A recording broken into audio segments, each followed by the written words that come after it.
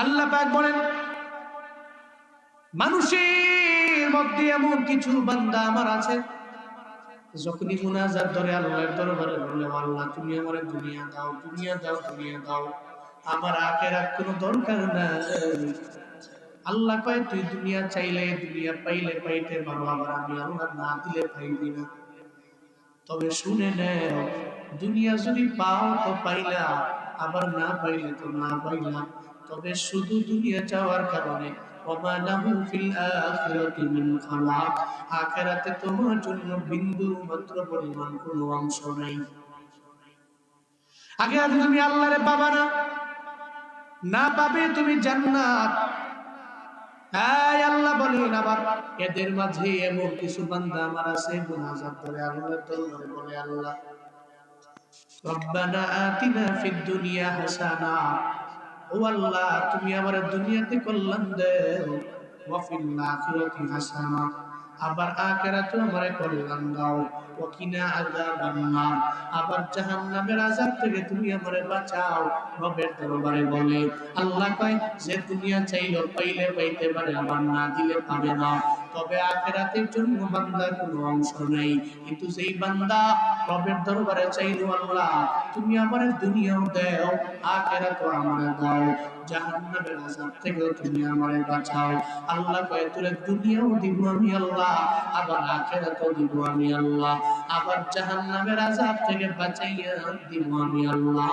চিল্লা পড়া যাবে কি সুবহানাল্লাহ।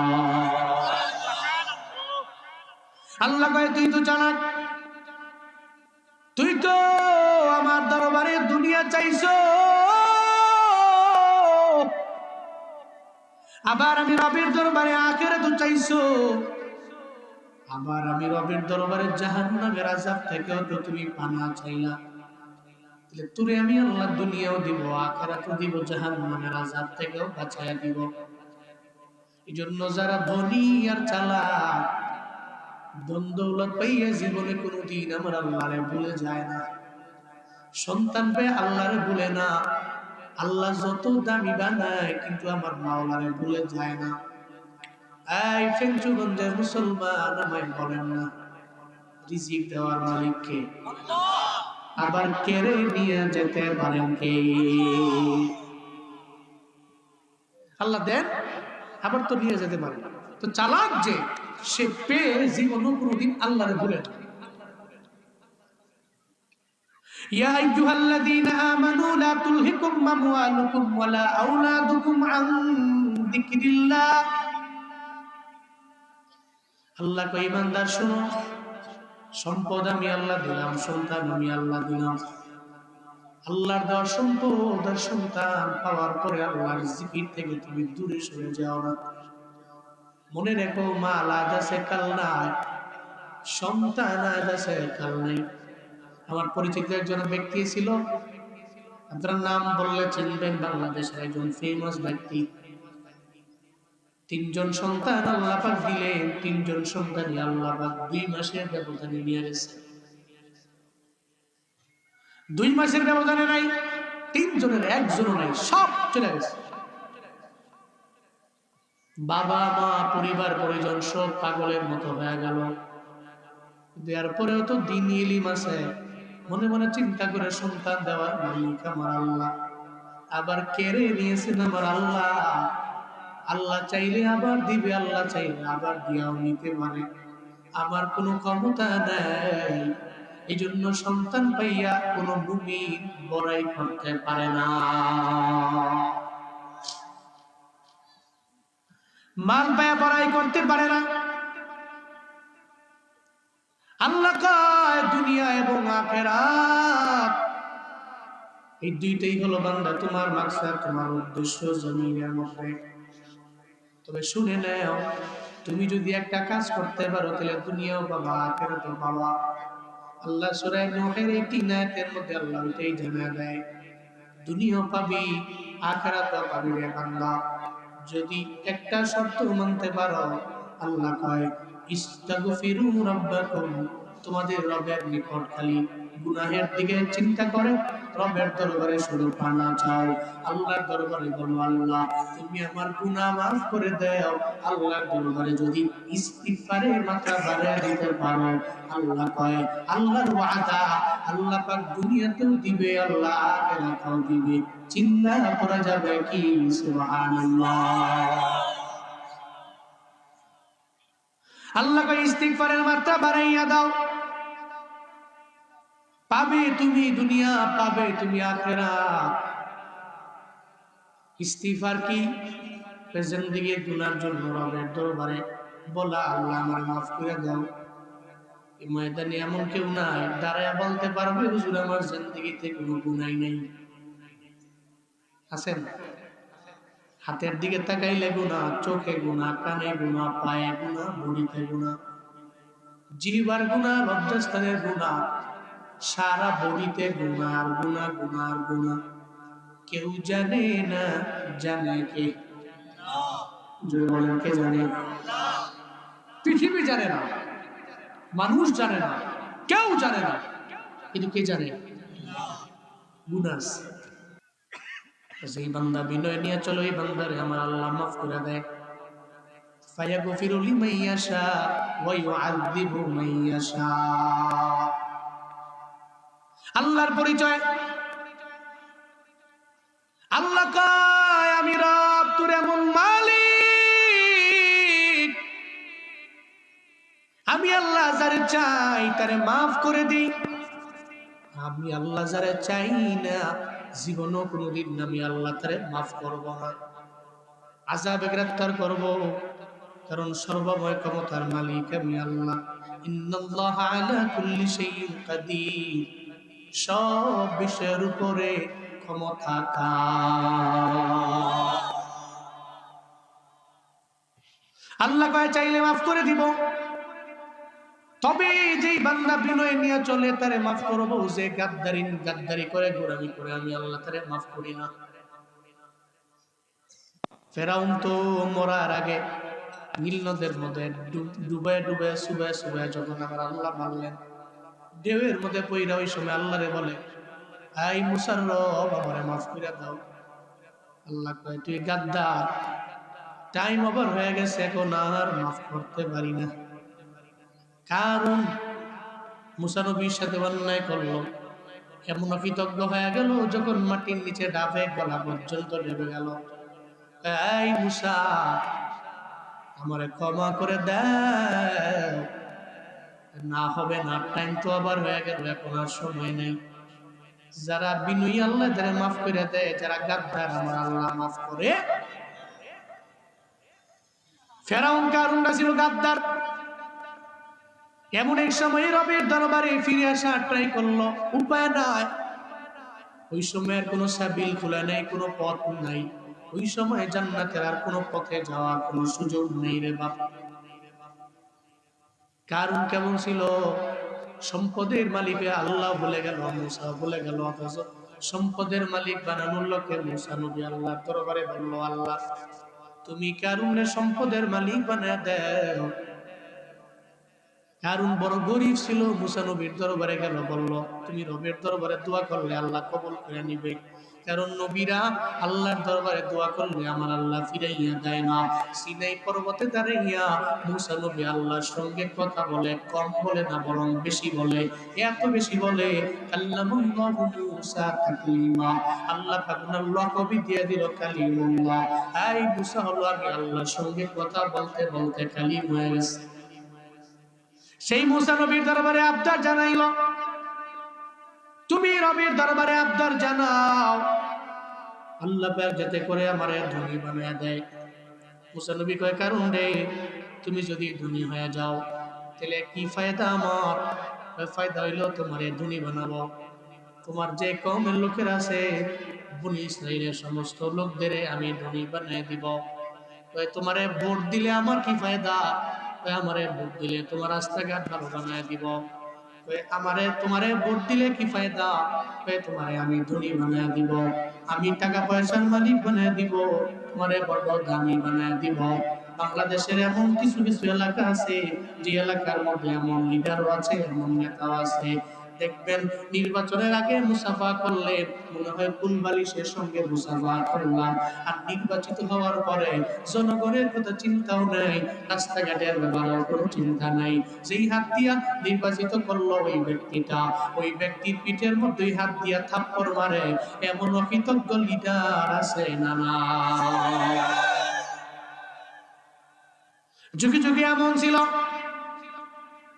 কারণ কয়, তুমি যদি আল্লাহর দরবারে বইলে আমার ধনী বানাইতে পারো, তাহলে বনি ইসরাইলের লোকদের আমি ধনী বানাই দিব রবের দরবারে, তুমি খালি আবদার করো।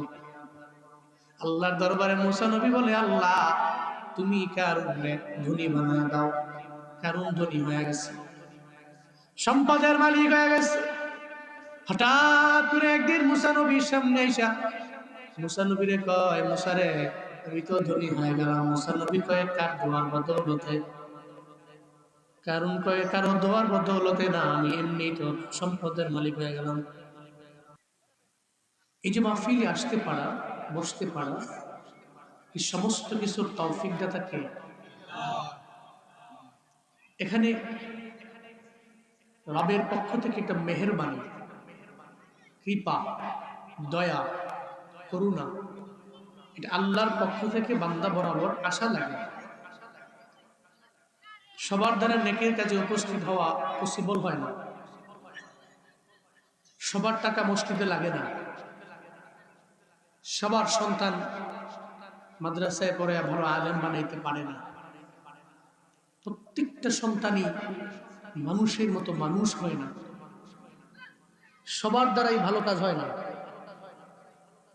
মনে রাখবেন, আমরা যা করি আর না করি, এই সমস্ত কিছুর তৌফিক দাতা আল্লাহ।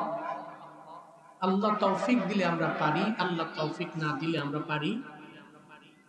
ওমা তৌফিকি ইল্লা বিল্লাহ। এটার মানে অনেকে মনে করে হুজুরের বয়ান শেষ, হুজুর বয়ান করলে ওমা তৌফিক ইল্লা বিল্লাহ বলে নেমে গেছে, সালাম দিয়ে নেমে গেছে, এর মানে হুজুরের বয়ান শেষ। বিষয়টা কিন্তু এমন না। ওমা তৌফিক ইল্লা বিল্লাহ বড় একটা মেসেজ। এই যে 1 ঘন্টা কথা বললেন, বলার মতো যোগ্যতা হুজুরের ছিল না, আল্লাহ তৌফিক দিয়েছেন বলি উনি বলতে পেরেছেন। যারা শুনতে পেরেছে, তৌফিকটা ওনাদের ছিল না, আল্লাহ তৌফিক দিয়েছেন বলি ওনারা শুনতে পেরেছেন। এই জন্য উনি বয়ানের পরে নামার আগে বইলে নেমে গেছে, আমার তৌফিক ইল্লা বিল্লাহ, আমার কোনো তৌফিক নাই, কে দিয়েছেন? এই জন্য যে আল্লাহ তৌফিক দাতা, ওই আল্লাহকে আমরা রাজি করি, খুশি করি। সকলে চিল্লা একবার করে পড়ি আলহামদুলিল্লাহ। আলোচনা করুন, রব্বানা লাকাল হামদ হামদান কাসীরান তাইয়িবান মুবারাকান ফী ইয়া রাব্বি লাকাল হামদু কামা ইয়ানবাগি লিজালালি ওয়াজহিকা ওয়া আযীমি সুলতানিক। লাকাল হামদু বিল ঈমান, লাকাল হামদু বিল ইসলাম, লাকাল হামদু বিল কুরআন। প্রশংসা করলাম কার? আল্লাহ মৃত্যু পর্যন্ত করার তৌফিক দান করেন। আমি খুতবায় সূরা নূহ এর 3টি আয়াতে কারিমা তিলাওয়াত করেছি। সূরা নূহ, নূহ নবীর নামে সূরা। আল্লাহ পাক যে 3 আয়াতের শুরুর আয়াতে একটা আদেশ করেছেন, আর যদি কেউ আদেশ মানতে পারে, প্রতিদানের ব্যাপারে বলেছেন দুনিয়া এবং আখিরাত উভয় জগতের প্রতিদান, যেটা প্রত্যেকটা মানুষ রবের কাছে চায়। বিশেষ করে যারা চালাক। কোন চালাক? আমাদের দেশে তো চালাক সে যে দুর্নীতি করতে পারে বেশি। আমাদের দেশে চালাক তো সে মানুষের টাকা মাইরা দিয়া সুট টুট লেনদেন টেনদেন করে ঘুষ খায়া সমাজের মধ্যে সবচেয়ে বড় লোক যে হইতে পারে ও চালাক। ইসলাম বলে ও তো বোকা। মদিনার নবী বলেন সে বোকা। মদিনার নবী বলেন চালাক তো সে, আল কাইয়িস মান দারা নাফসাহু ওয়া আমিলা লিমা বাদাল মাউত। চালাক তো সে যে নিজে চিনল এবং মৃত্যু পরবর্তী জীবনের জন্য কিছু পুঁজি বানাইল, সে চালাক। কারণ যে এই চিন্তা করে এই সম্পদ আমার না, এই সন্তান আমার না, এই যে বিবি বাল বাচ্চা যা আছে পৃথিবীতে, বাড়ি গাড়ি সব আমার না, কবরে গেলে আমি একা, এরা সব পড়ে থাকবে, হার্টবিট চলছে, সঙ্গে থাকবে, বন্ধ হয়ে গেছে, সবাই লাশ ময়লা খুব দ্রুত দাফন করার জন্য চেষ্টা করবে। এজন্য তো কবরে কিচ্ছু যায় না। তো চালাক যে ও চিন্তা করে যায় তো শুধু আমল, কি যায়? আমল যায়। এই চিন্তা করে উনি আমল করেন। এই চিন্তা করে চালাক ব্যক্তিটা মনে করে যে দুনিয়া এবং আখেরাত উভয় জগতই আমার লাগবে, আমি দুনিয়া পেয়ে আখেরাতকে ভুলতে পারি না। পৃথিবীতে মানুষ যা কিছু করে সব কিছুর ব্যাকগ্রাউন্ডে দেখবেন উদ্দেশ্য দুইটা, হয় লাগবে দুনিয়া, না হয় আখেরাত। এর বাইরে কারো কোনো উদ্দেশ্য নেই। হয় দুনিয়া লাগবে, না হয় আখেরাত লাগবে। আমাদের এলাকায় হাইওয়ে, তো হাইওয়েতে নির্দিষ্ট একটা সময়ের পরে সকালে সিএনজির পাম্পে গ্যাস দেয় না। সিএনজির জন্য মেন রোডে ওঠা নিষেধ। 7টা-8টার দিকে পুলিশ চলে আসে, হাইওয়ে পুলিশের ডরে সবাই ফজরের আগে ঘুম থেকে জেগে সিএনজিতে গ্যাস নেওয়ার জন্য উঠে পাম্পে ভিড় জমায়। আবার অনেকের চিন্তা হইলো ওই সময় প্রেসার ভালো পাওয়া যায়, এই চিন্তা নিয়ে উনি দৌড়ায়। আমি বললাম কি সিএনজি ড্রাইভার, ফজরের নামাজের আগে তুমি ঠান্ডা পানি দিয়ে ওযু বানাইয়া কেন তোমার চেহারা টেহারা ধুইয়া তুমি দৌড়ে কেন যাও? কয়ে দৌড়ে যাই কারণ আমার সিএনজির মধ্যে প্রেসার দিয়া গ্যাস নেওয়া লাগবে। 2 ঘন্টা আগে কেন?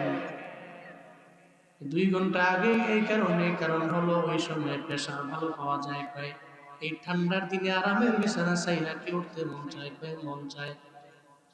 সারাদিন লাগাইয়া এই গ্যাসের মাধ্যমে আমি সিএনজি ড্রাইভ করে আমার সন্তানের মুখের মধ্যে আমি হাসি ফুটাবো। আমার জীবিকা নির্বাহের মাধ্যম হলো সিএনজি। এর মধ্যে গ্যাস না থাকলে আমি চলতে পারবো না, আমার খানা বন্ধ হয়ে যাবে। এই চিন্তা নিয়ে দেখবেন ফজরের নামাজের 2 ঘন্টা আগে সিএনজি ড্রাইভার দৌড়ায়, যায় সিএনজিতে গ্যাস নেয়। এরপরে আবার যখন ফজরের আজান শুনতে পায়, সিএনজিকে মসজিদের এক পাশে দাঁড় করাইয়া পার্কিং করে নামাজের জন্য মসজিদের মধ্যে চলে যায়। কিরে সিএনজি ড্রাইভার 2 ঘন্টা আগে উঠলা কেন? ফজরের নামাজের 2 ঘন্টা আগে উঠছি তো আমার সিএনজির জন্য লাগবে আমার দুনিয়া, আর ফজরের নামাজের জন্য আমি 2 রাকাত ফরজ সালাত করার জন্য নামাজের জন্য মসজিদের মধ্যে ঢুকলাম। দুনিয়া তো হয়ে গেল, এখন আখিরাত তো প্রয়োজন। এখন আমি 2 রাকাত নামাজ দিয়ে আমার আল্লাহর আমি রাজি বানায় ফেললাম। লাগবে আমার দুনিয়া, আবার আমার লাগবে আখিরাত। শুধু দুনিয়া পাইলাম, এবার আখিরাতে আমি বলতে পারি না। দুনিয়া যখন আমার শেষ, এরপরে তো আমার আখিরাতের পালা। ফজরের নামাজ পড়লাম, সিএনজি নিয়ে বের হয়ে গেলাম, আবার জোহরের মধ্যে গেলাম, সিএনজি নিয়ে বের হয়ে গেলাম, আবার আমি আসরের নামাজে গেলাম, সিএনজি নিয়ে বের হয়ে গেলাম, আবার আমি মাগরিবের ওয়াক্তে মাগরিবের নামাজও পড়লাম, দুনিয়াও ঠিক হয়ে গেল, আখিরাতও ঠিক হয়ে গেল। যেই বান্দা বড় চালাক, ওই বান্দাই তো এই চিন্তা নিয়ে আগায়, আমার দুনিয়াও লাগবে, আমার আখিরাতও লাগবে, আমার জাহান্নামের আযাব থেকে রবের দরবারে বাঁচা লাগবে। আমি শুধু রবের দরবারে দুনিয়া চাইলাম, আবার আমি দুনিয়া পাইয়া আখিরাত ভুলে গেলাম, তাহলে তো আমার মতো বোকা কেউ নাই। সেই বান্দাই তো চালাক যে রবের দরবারে দুনিয়াও চায়, আখিরাতও চায়, জাহান্নামের আযাব থেকেও পানা চায়। فمن الناس من يقول ربنا آتنا في الدنيا وما له في الآخرة من خلاق ومنهم من يقول ربنا آتنا في الدنيا حسنة وفي الآخرة حسنة وقنا عذاب النار। আল্লাহ পাক বলেন, মানুষের মধ্যে এমন কিছু বান্দা আমার আছে, যখনই মুনাজাত ধরে আল্লাহর দরবারে বলে, আল্লাহ তুমি আমারে দুনিয়া দাও, দুনিয়া দাও, দুনিয়া দাও, আমার আখিরাত কোনো দরকার নাই। আল্লাহ কয়, তুই দুনিয়া চাইলে দুনিয়া পাইলে পাইতে পারো, আবার আমি আল্লাহ না দিলে পাইবি না। তবে শুনে নেও, দুনিয়া যদি পাও তো পাইলা, আবার না পাইলে তো না পাইলা।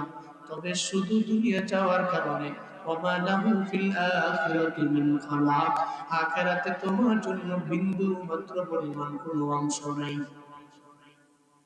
আগে আজ তুমি আল্লাহরে পাবা না, না পাবে তুমি জান্নাত। এই আল্লাহ বলেন, আবার এদের মাঝে এমন কিছু বান্দা আমার আছে, মুনাজাত করে আল্লাহর দরবারে বলে, আল্লাহ রব্বানা আতিনা ফিদ দুনিয়া হাসানা, ও আল্লাহ তুমি আমার দুনিয়াতে কল্যাণ দাও, ওয়া ফিল আখিরাতি হাসানা, আবার আখিরাতে আমারে কল্যাণ দাও, ওয়া কিনা আযাবান নার, আবার জাহান্নামের আযাব থেকে তুমি আমারে বাঁচাও। রবের দরবারে বলে, আল্লাহ কয়, যে দুনিয়া চাইলো পাইলে পাইতে পারে, আবার না দিলে পাবে না। তবে আখিরাতের জন্য বান্দার কোনো অংশ নাই। কিন্তু যেই বান্দা রবের দরবারে চাইলো, আল্লাহ তুমি আমারে দুনিয়াও দাও, আখিরাতও আমারে দাও, জাহান্নামের আযাব থেকে তুমি আমারে বাঁচাও। আল্লাহ কয়, তোরে দুনিয়াও দিব আমি আল্লাহ, আবার আখিরাতও দিব আমি আল্লাহ, আবার জাহান্নামের আযাব থেকে বাঁচাইয়া দিব আমি আল্লাহ। চিল্লা পড়া যাবে কি সুবহানাল্লাহ। আল্লাহ কয়, তুই তো জানাক, তুই তো আমার দরবারে দুনিয়া চাইছো, আবার আমি রবের দরবারে আখিরাত চাইছো, আবার আমি রবের দরবারে জাহান্নামের আযাব থেকেও তো তুমি পানা চাইলা। তাহলে তোরে আমি আল্লাহ দুনিয়াও দিব, আখিরাতও দিব, জাহান্নামের আযাব থেকেও বাঁচায়া দিব। এজন্য যারা ধনী আর চালাক, ধন দৌলত পাইয়া জীবনে কোনোদিন আমার আল্লাহরে ভুলে যায় না, সন্তান পেয়ে আল্লাহরে ভুলে না, আল্লাহ যত দামি বানায় কিন্তু আমার মাওলারে ভুলে যায় না। এই ফেঞ্চুগঞ্জের মুসলমান আমায় বলেন না, রিজিক দেওয়ার মালিক কে? আবার কেড়ে নিয়ে যেতে পারেন কে? আল্লাহ দেন, আবার তো নিয়ে যেতে পারে। তো চালাক যে, সে পেয়ে জীবন কোনোদিন আল্লাহরে ভুলে না। যে ব্যক্তি বিনয়ী সে দাম, মনে রাখবেন। আর যেই জুলুম করে, নির্যাতন করে, মানুষের উপরে হামলা মামলা সমস্ত যা করার পরে, এরা গাদ্দার, এরা গোলামি করে।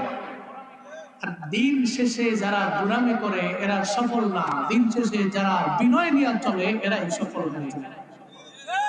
যার প্রমাণ বেগম জিয়া, প্রমাণ। নেতৃত্ব আর একজন আছে, আছে না? আর একজন আছে, উনি ইন্তেকাল করলে ওনার জানাজা দেখার অপেক্ষা আমরা আছি। আর ফাঁসি হয়ে গেলে কিছু করার নেই। হ্যাঁ, যার ভিতরে বিনয় আছে। আর আমি যেটা মনে করি, এই দেশে যেই সমস্ত লিডার উলামায়ে কেরামের পক্ষে থাকবে, ওই লিডারের মরণ ভালো মরণ হবে, আর মরণের পরে জানা যায় লাখো মানুষের হাজিরা হবে। আর যেই লিডার উলামায়ে কেরামকে অন্যায় করে, জুলুম করে, নির্যাতন করে উলামায়ে কেরামদেরকে অন্তরের মধ্যে স্থান দিতে না পারবে, সে যত বড় লিডার হোক না কেন, অন্তত পক্ষে বাংলাদেশে তার কোনো সম্মান নেই। এটা নোট করেন আপনি। যারা আলেমদের মহব্বত করছে, ভালোবাসছে, আলেমদের প্রতি যাদের দরদ ছিল, এদের শেষ বিদায় ভালো হয়েছে। এবং উলামায়ে কেরামদের জানাজা হাজির। এই জন্য অন্তত পক্ষে এই দেশে কোনো লিডার যদি মনে করে যে আমি আমার মসনদকে টিকিয়ে রাখবো এবং সম্মানের সাথে ইহকালীন জগৎকে পার করে বারজাখের জীবনে যাব সম্মানের সাথে, তাহলে উলামায়ে কেরামদেরকে সম্মান করার কোনো বিকল্প নেই। এদেশের মানুষ আলেম প্রেমী, উলামা প্রেমী, অলি প্রেমী। সো এদেশের মানুষের মন মেজাজ, এদের যে স্বভাব, এদের যে তবিয়ত, এগুলা দেখে চিন্তা ভাবনা করে যে লিডার চলতে পারবে, ইন ফিউচারে ওই লিডারও কামিয়াব হবে।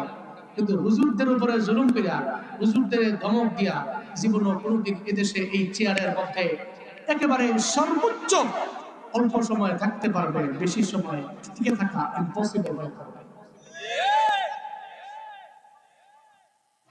ভিডিও নিয়ে চললে আল্লাহ দাবি বানায়, এটা যুগে যুগে প্রমাণ।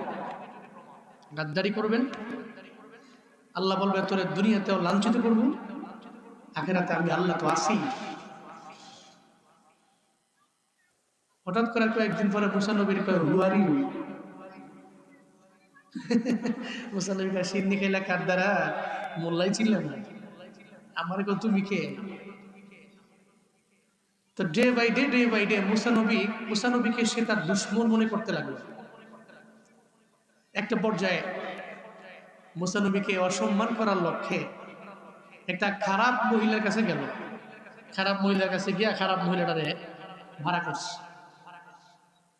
হাই মহিলা, মুসা নবী জেনার বিচার করবে, তোমার লয়ে যাবো, যত টাকা লাগবে দিব, তুমি খালি ওই বিচারে সালিশের মধ্যে বলবা যে মুসা নবী আমার সঙ্গে জেনা করেছে। টাকার মালিক তো নারী কেলেকারে ঢুকাই দেবে। তো জানে না ওর সাথে তো রব নাই, মুসা নবীর সঙ্গে কে আছে?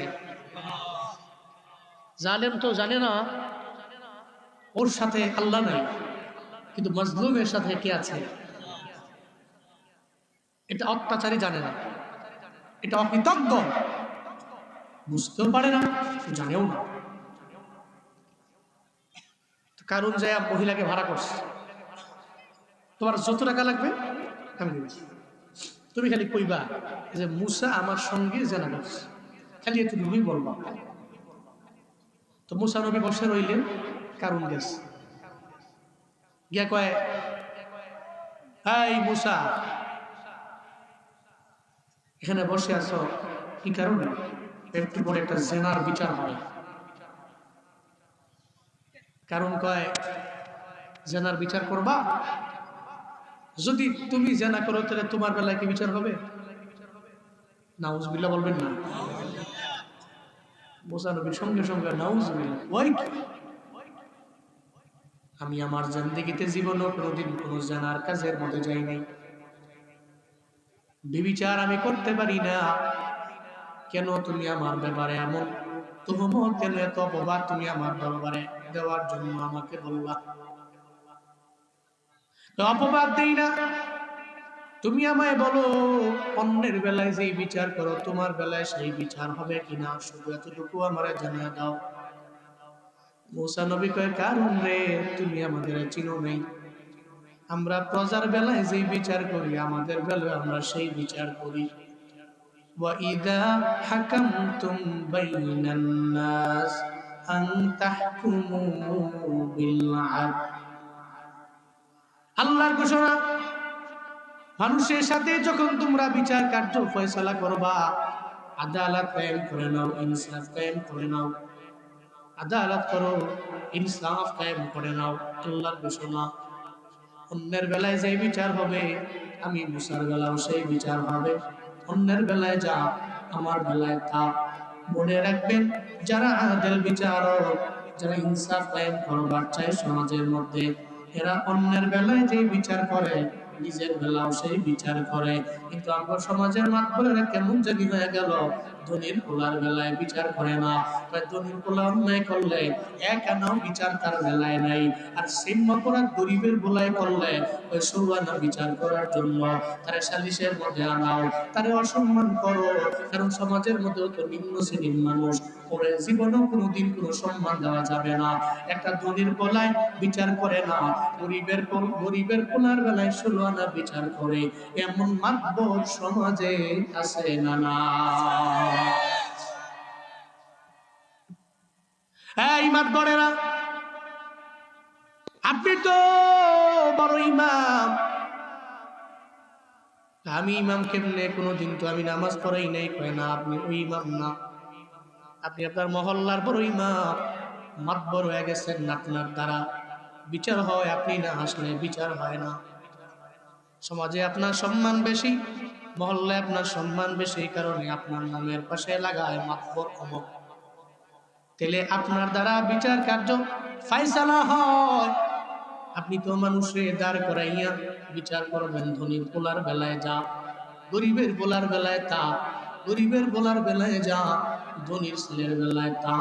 বিচার তো এমন হয়ে যাবে, যদি মাতবরেরা এভাবে বিচার করে করে যদি ইমামে আদেল নিজেরে বানায় যাইতে পারেন, আসরের ময়দানে আমার আল্লাহ বড্ড মায়া করে, আপনাকে আরশের মুআল্লার নিচে জায়গা করে দিবে।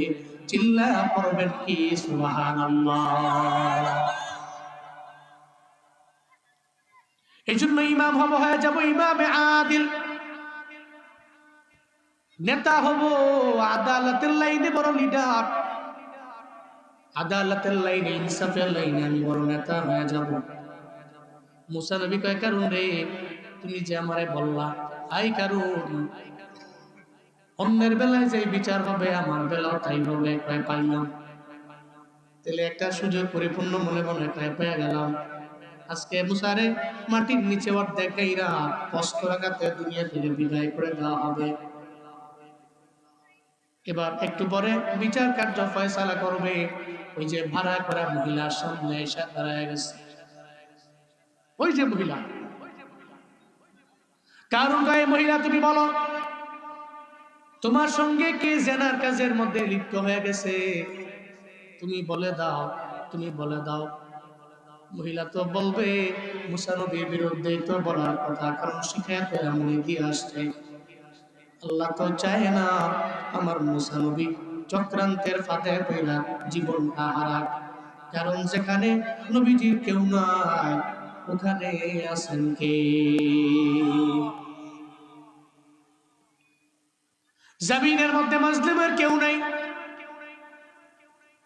সব স্বার্থের টানে ডানে বামে সব বিভিন্ন জায়গায় দৌড়ায়। কিন্তু মাজলুমের একটা কথা মনে আছে, আমার আল্লাহ আমার সঙ্গে আছে। ওয়া হুয়া মাআকুম আইনামা কুনতুম লা তাহজান ইন্নাল্লাহা মা'ানা। কেউ নাই, কেউ নাই, কিন্তু আমার আল্লাহ আছেন না। এদিকে চক্রান্ত করে কারণ, এদিকে পরিকল্পনা করে আমার আল্লাহ। দুনিয়ার মানুষ চক্রান্ত করে রবের পরিকল্পনার সাথে পারবে নাকি? পারবে? চক্রান্ত করবে বান্দা, পরিকল্পনা করবে আমার আল্লাহ। চক্রান্ত করবে মাখলুক, আর ওদিকে পরিকল্পনা করবে খালিক। এই আল্লাহ যদি পরিকল্পনা করে, চক্রান্ত করে দুনিয়ার মানুষ পারবে না। আল্লাহ কয়, জবান তো আমার কথা মানে, চোখ আমার কথা মানে, একটা নাক আমার কথা মানে, একটা কান আমার কথা মানে, একটা মানুষের বডির প্রত্যেকটা অঙ্গ প্রত্যঙ্গ কথা মানে আমার আল্লাহ। আল্লাহ সঙ্গে সঙ্গে জানিয়ে দিতে লাগলেন।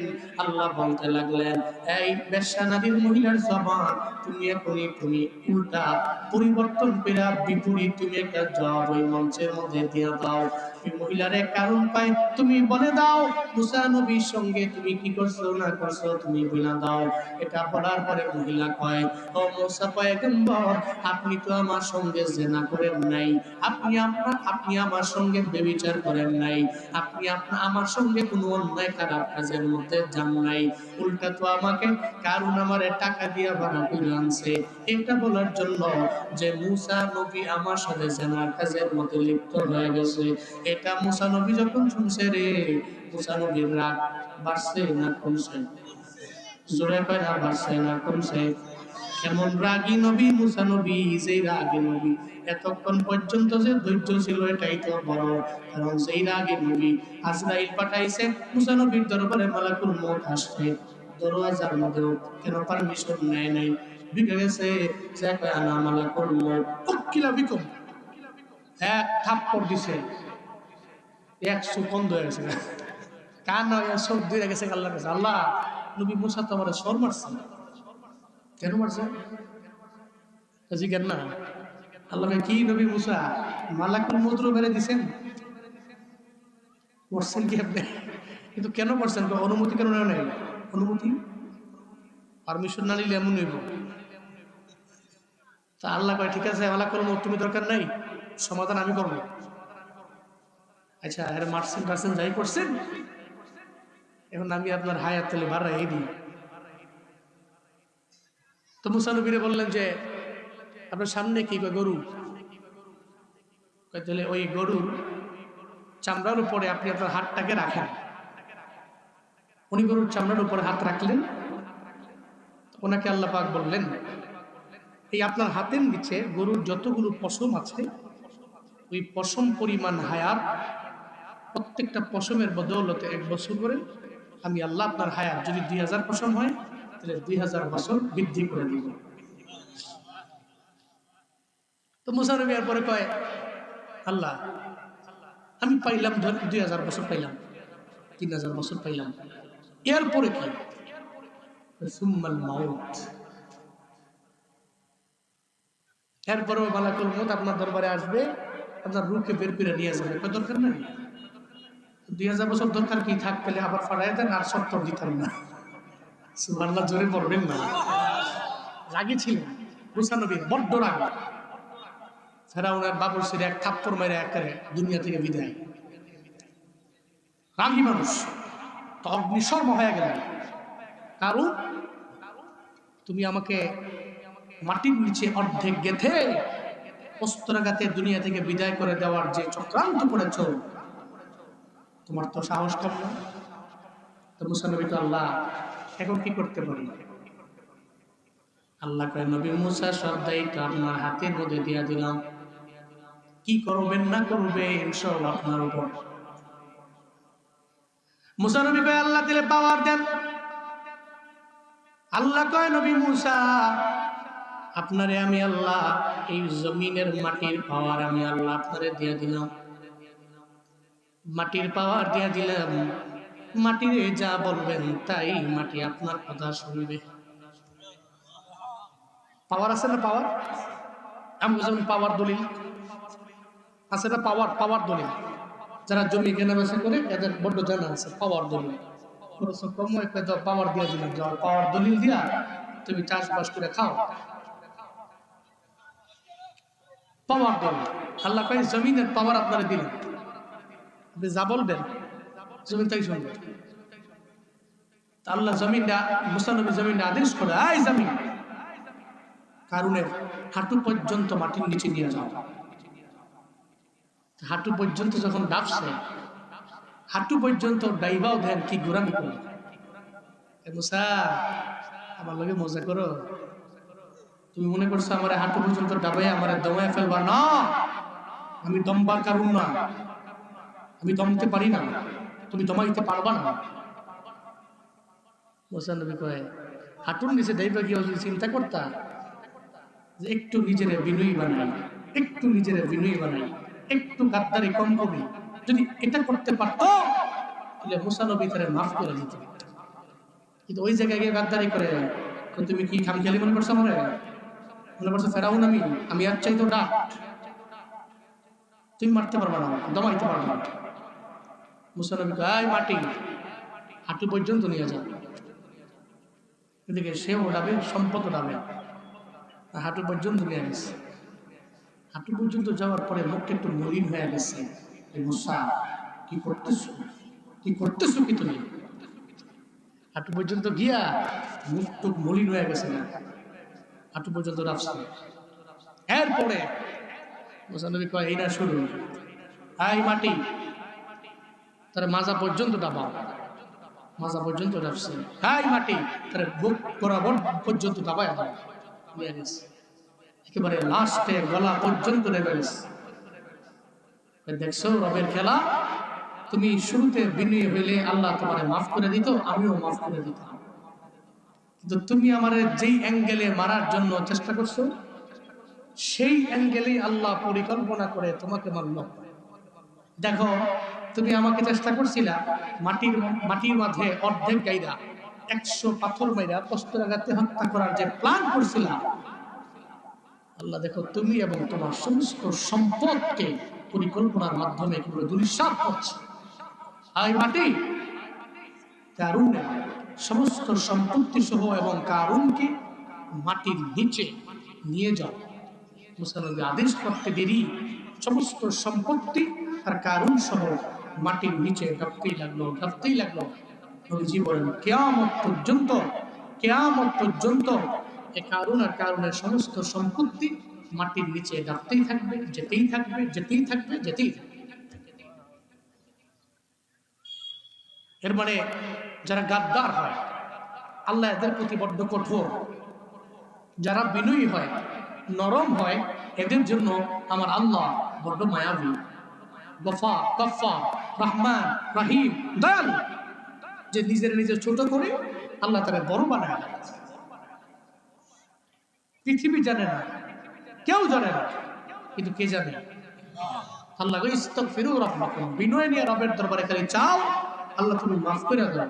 আল্লাহ কয়, ইন্নাহু কানা গফফারা, আল্লাহর গফফার নামের ওসিলায় তোমার জিন্দেগীর সমস্ত গুনাহ আল্লাহ পাক মাফ করে দিবেন। আচ্ছা, জিন্দেগি গুলো যদি মাফ হয়ে যায়, তাহলে আখিরাতের কোনো চিন্তা আছে? গুনাহ মাফ, তাহলে গুনাহের পাল্লাটা হালকা, নেকের পাল্লা কি ভারী হয়ে গেছে, গুনাহ মাফ হয়ে গেছে, তাহলে আপনি বেলা হিসাবি জান্নাতে চলে যাবেন। সুবহানাল্লাহ পড়বেন না? ইস্তিগফার করতে করতে ভুলে গেছেন, আপনার নেকের পাল্লাটা ভারী, গুনাহের পাল্লা হালকা, আখিরাতের লাইনটা ক্যাপচার, আখিরাত পেয়ে গেছে। এবার ওই যে দুনিয়া চান, আল্লাহ কই ইস্তিগফারের মাধ্যমে তুমি দুনিয়া পাবেন। ইউরসিলিস সামা আলাইকুম মিদরারা, আল্লাহ কয় বান্দারে ইস্তিগফারের মাধ্যমে আমি আল্লাহ আসমান থেকে রহমতের নেই তোমাদের উপরে বৃষ্টি বর্ষণ করব। আমি আল্লাহ রহমতের নেই আসমান থেকে বৃষ্টি বর্ষণ হয়ে যাবে ইস্তিগফারের মাধ্যমে। এই জন্য যে এলাকায় বৃষ্টি নেই ওই এলাকায় তো সূরা নূহের আমল করে রবের দরবারে কানলে আমার আল্লাহ বৃষ্টি দিয়ে দেয়। আল্লাহর দরবারে যদি বলা যায়, ও আমার আল্লাহ, এলাকার মধ্যে গুনাহ বাইরা গেল, গুনাহ করলাম, এই জন্য তোমার দরবারে কান্না করতেছি রে মাওলা, গুনাহের কারণে তুমি অনাবৃষ্টি দিও না, গুনাহের কারণে তুমি অনাবৃষ্টি দিও না।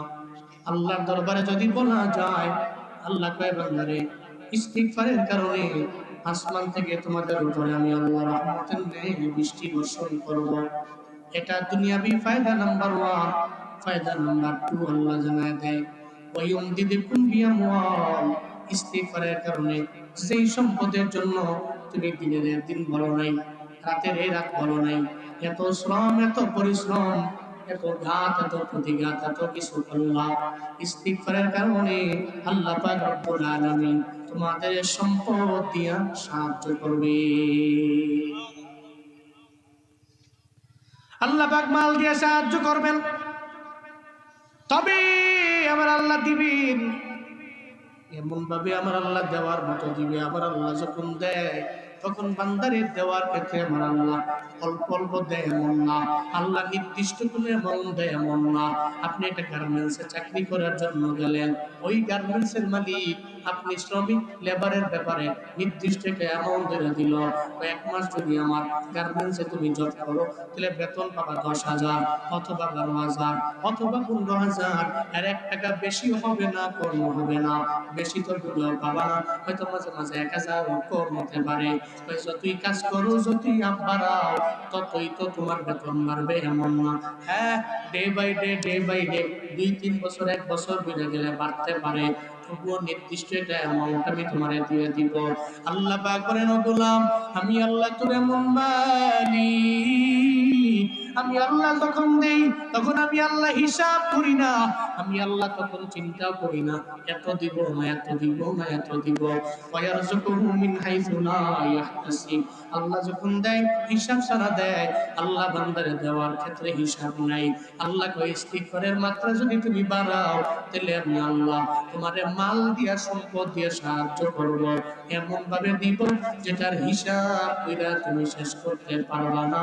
চিল্লা পড়া যাবে কি সুবহানাল্লাহ। তাহলে 1 নম্বরে ফায়দা নাম্বার 1, আল্লাহ পাক আসমান থেকে রহমতের ন্যায় বৃষ্টি বর্ষণ করলেন।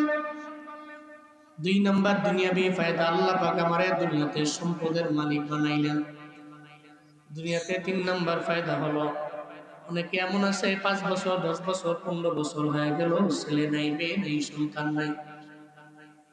আপনাদের জন্য আমল, ইস্তিগফার করে প্রতি রাতের বেলা ওযু বানাইয়া 2 রাকাত নফল নামাজ পড়া ইস্তিগফার করতে করতে দরুদ পড়তে পড়তে আপনি রাতের বেলা ঘুমায় যান। মনে রাখবেন রে বাপ, সন্তান দেওয়ার মালিক আপনার ডাক্তার না, কবিরাজ না, কোনো ব্যক্তি না, সন্তান দেওয়ার মালিক আমার আল্লাহ। আল্লাহ কয় যারা ইস্তিগফার করে আমি আল্লাহ তারে সম্পদ দিয়ে সাহায্য করব। 2 নম্বরে আমি আল্লাহ তারে সন্তান দিয়া সাহায্য করব। এজন্য সন্তান নাই আমল। আস্তাগফিরুল্লাহাল্লাযী লা ইলাহা ইল্লা হুয়াল হাইয়ুল কাইয়্যুম ওয়া আতুবু ইলাইহি লা হাওলা ওয়ালা কুওয়াতা ইল্লা বিল্লাহিল আলিয়্যিল আযীম। আস্তাগফিরুল্লাহাল্লাযী লা ইলাহা ইল্লা হুয়াল হাইয়ুল কাইয়্যুম ওয়া আতুবু ইলাইহি লা হাওলা ওয়ালা কুওয়াতা ইল্লা বিল্লাহিল আলিয়্যিল আযীম। ইস্তিগফারের মাত্রা বাড়ায় দিবেন, তাহলে দুনিয়াতে ফায়দা পাইলেন। আল্লাহ আসমান থেকে রহমতের ন্যায় বৃষ্টি বর্ষণ করলো। এরপরে আল্লাহ পাক রব্বুল আলামিন আপনার সম্পদ দিয়ে আমার আল্লাহ সাহায্য করলো। 3 নম্বরে আল্লাহ আপনার সন্তানের মাধ্যমে আল্লাহ আপনার সাহায্য করলো। এরপরে 4 নম্বরে وَيَجْعَلْ لَكُمْ جَنَّاتٍ وَيَجْعَلْ لَكُمْ أَنْهَارًا। আল্লাহ পাক বলেন দুনিয়া বিয়ারও ফায়দা আছে বান্দারে, আমি আল্লাহ তোমারে বিভিন্ন ফলের ফুলের বাগানের মালিক আমি আল্লাহ তোমারে বানিয়ে দিব। আমি আল্লাহ বিভিন্ন উদ্যানের বাগানের মালিক আমি আল্লাহ তোমারে বানাবো। এক কথায় দুনিয়াতে স্বাবলম্বী হওয়ার জন্য যত যা দরকার সব আমি আল্লাহ তোমারে দিয়ে দিব। আমি আল্লাহ তোমারে স্বাবলম্বী বানাবো।